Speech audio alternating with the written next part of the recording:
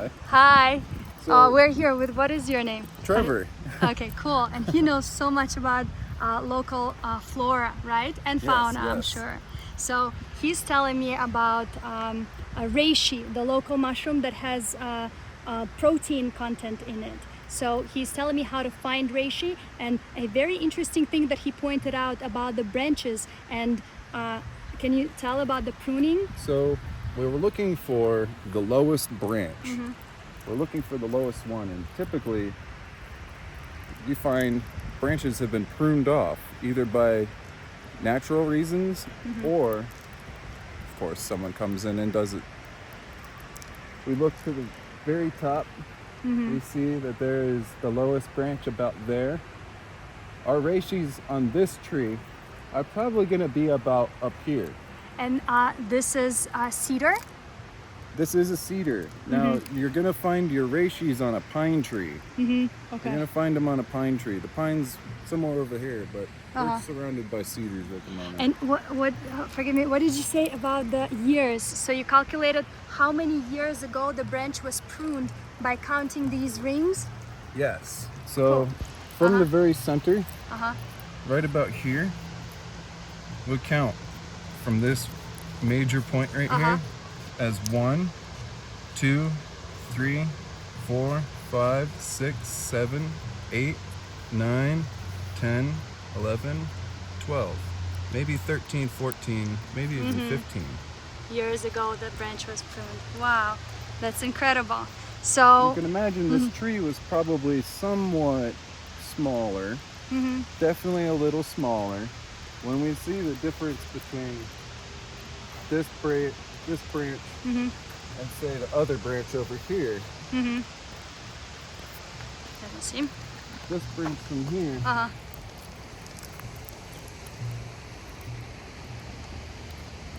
right? We can see that this tree has grown from about here to this full-blown adult. And those branches were most likely broken off when it's about here. But what tells you that? The size. The Because size. Each branch Uh-huh. is particularly set apart from each other. I see. Wow, that's incredible. And can we show the other thing that you picked? I'm sorry, what was your name again? Trevor. Trevor. I'm really bad with names, No Trevor, worries. so It's okay. I have to ask you a million times. And this plant is also an edible plant that is full of vitamin C and other nutrients, minerals, you said? So what is it called? This is called Spring Beauty, the waterborne riparian version of the miner's lettuce, which is also riparian, but not necessarily found in water. And when they're found in the water, they taste much sweeter, and they call it the Spring Beauty. But the miner's lettuce is definitely found all over the place, and even places that seem like it might be a drought. And you showed me miner's lettuce, right? Actually, right here by this tree. And you told me something really, really cool too about the ribosomes of the different plants. So we get real close. Let's let your camera adjust there. It's there. What we got here, we look real close. I don't know if you can see any of these little fibers right here. You see these little hairs? I'm trying to. Very tiny hairs. Very tiny hairs. So these tiny hairs will tell you this part here is chickweed. Right? The miner's lettuce doesn't have any hairs on it. It might have some at a very, very micron level, but not visible if to the we were eye. let's just pull this. We're gonna go ahead and we're gonna eat this one. We're gonna pull this section right here. And this is the miner's lettuce ribosome right here. Through all of this mess. But then we're also gonna pull And what is a this miner's ribosome? lettuce. A miner's lettuce is, or I'm sorry, Ribosome. a ribosome is a cluster. So we got a ribosome of miner's lettuce right now. It's very beaten up because we're here in the city park, but this is just one. we'll give this a little gentle pull. Uh-huh. And there's another ribosome.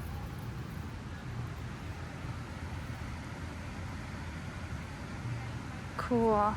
have these So beautiful ribosomes are little these separate flowers. little things. So if you grab a full one, then you for sure know that you didn't mix it up with another plant, that you didn't grab something else. Exactly. Makes sense. Exactly. So you Okay. follow the branch down to the middle, and you can see, oh, there's a ribosome. There's one right there. There's one right there. One right there. Yes. There's one right over there. And there's all this here. This is all chickweed right here. Is chickweed edible? Chickweed is edible, but it's not so palatable. And this tastes good? Yes. Yes, may I that try could- some? I wouldn't eat the ones that have been trampled here in the park. Okay. Yeah. The ones that we nibbled on were from the spring. Got it. Okay. And thank you so much. This is incredible. welcome. So let me ask you about while we're already filming. So my question to Trevor was, would you, if you were going hungry and looking for protein, specifically for protein, right? Not just vitamin C or anything else. Would you accept a free meal made with mushrooms foraged in the local woods by experienced foragers? And he was the only person in the park, I've asked a lot of people already, who said no, because There are very, very, very many different types of mushroom, but there are also variants of those types. So we have, let's say, quartz and cordyceps are two different mushroom groups, aside from chanterelle, bolete, right? These are all different, but when we have quart, they have the deadly quart, there's the powder quart, there's the orange skullcap quart, and then there are probably 20 more that I don't even know of just that little variety, but then 20 other varieties that have totally different characteristics and traits that you wouldn't understand, but can potentially produce renal failure over time, which is not symptomatic, something that you're gonna see happening. It's gonna just happen. And that's definitely the trouble of going mushroom hunting. You definitely need to have your staple mushrooms that you go with, your reishi, your bolete. These are unmistakable. so if I make a meal with boletes, let's say, and I went with people who've been foraging here for many, many years, who live on the mountain and live this, lifestyle where that's what they eat to survive. Would you accept that meal or no? Still not? I still wouldn't, honestly, because I trust my own judgment. Just your own. And if my hands had picked that mushroom, or I was there to see it get picked, and I knew it was going into the meal, yeah, I would eat it.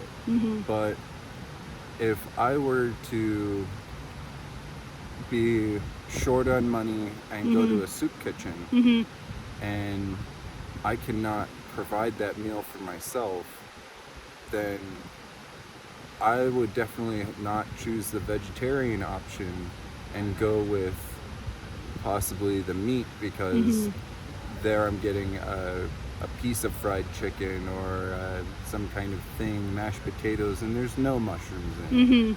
And So you would feel safer that way? I would feel very much safer, but then again, I don't really want to eat that kind of food anymore, fried chicken and mashed potatoes. These things are not really medicine. Well, can I ask you then this question? If I was to organize a thing like that, right? I'll tell you a story. Yesterday we went foraging, right? And today I saw so many people forage and eat the mushrooms. And today I saw this one lady. She was starving for food. She was starving for protein by the store. she ran out of her food stamps already, and I know that they don't get refilled by the 1st, sometimes by the 15th. So we went into the store and she got a little bit of protein and stuff. Sorry, I'm losing my voice by today. But it hit me right there, right then. We have this amazing resource right here, right across the road. And of course, I'm not gonna educate an older lady how to forage mushrooms. But if I took people like you, right? Let's say it's not a different forager.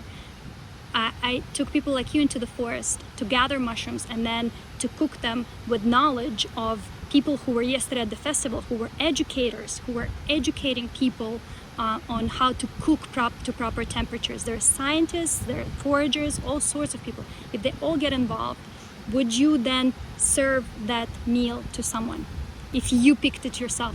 No, because the study of science and the practices of science still produce cancers. What do you mean?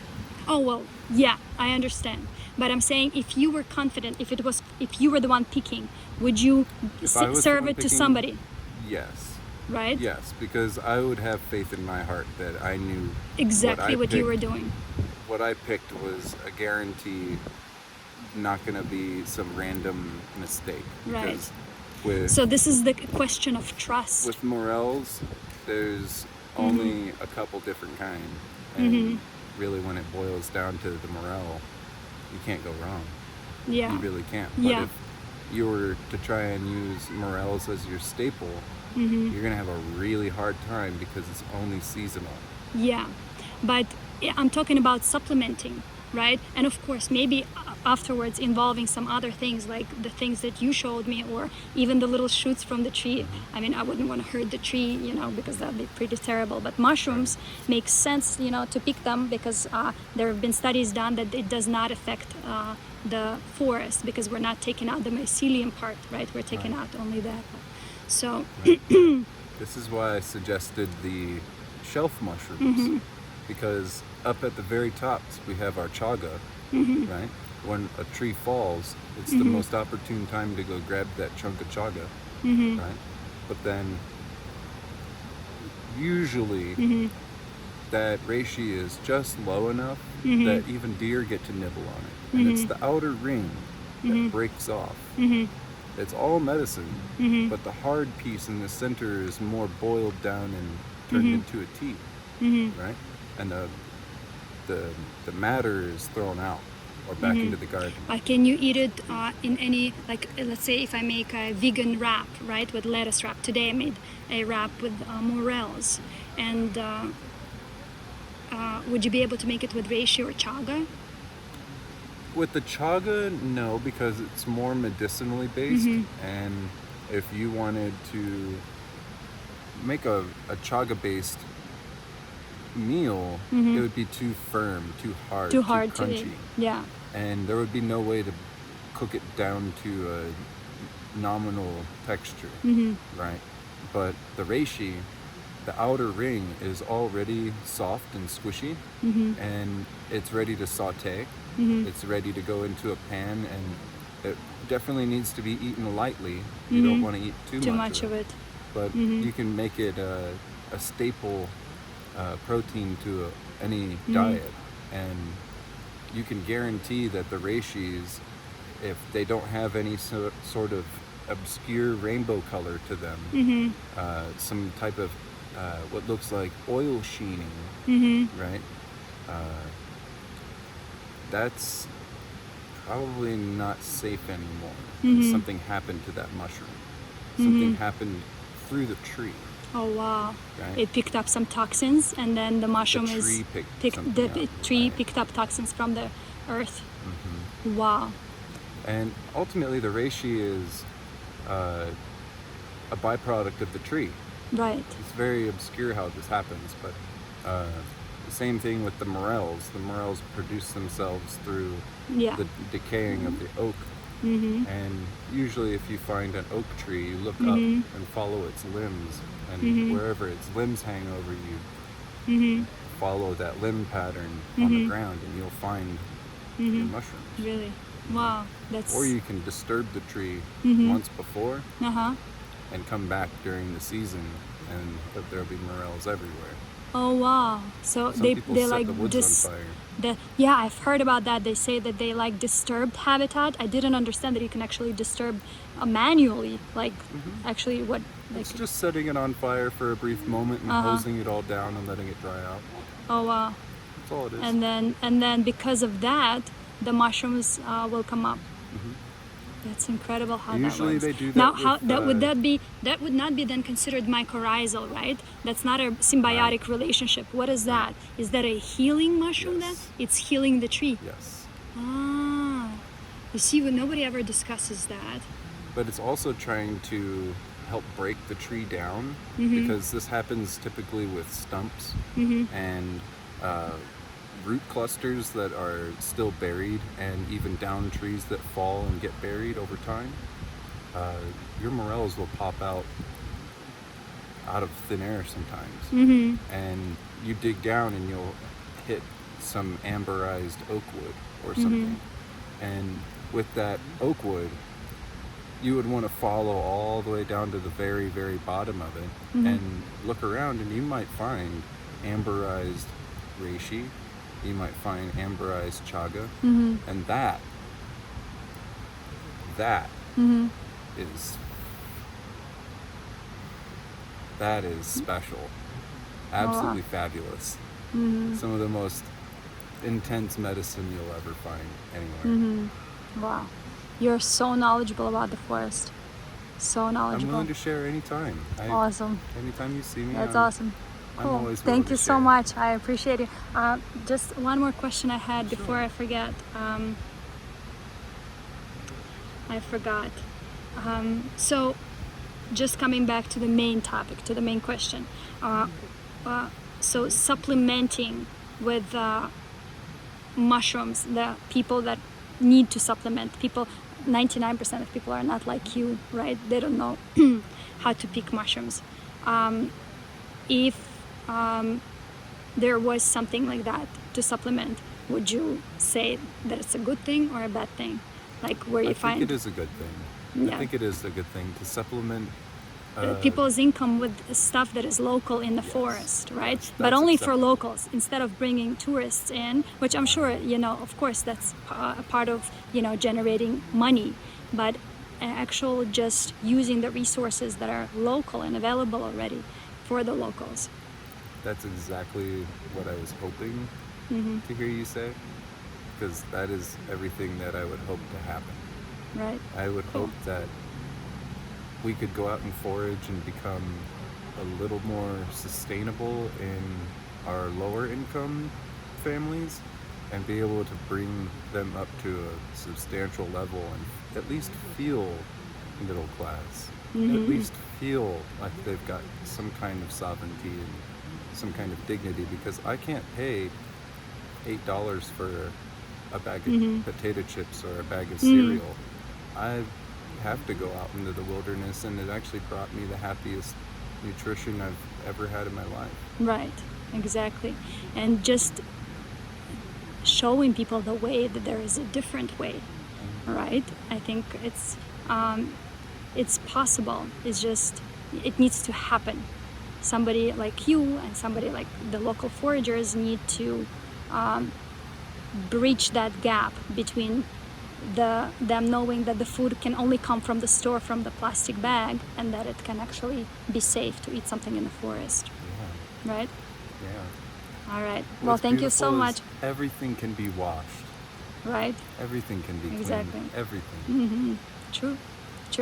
All right. Thank you so much. I appreciate your help. I hope that we got everything with a good sound. Yeah. Very, very nice to meet you. Thank you. Likewise. What's your name?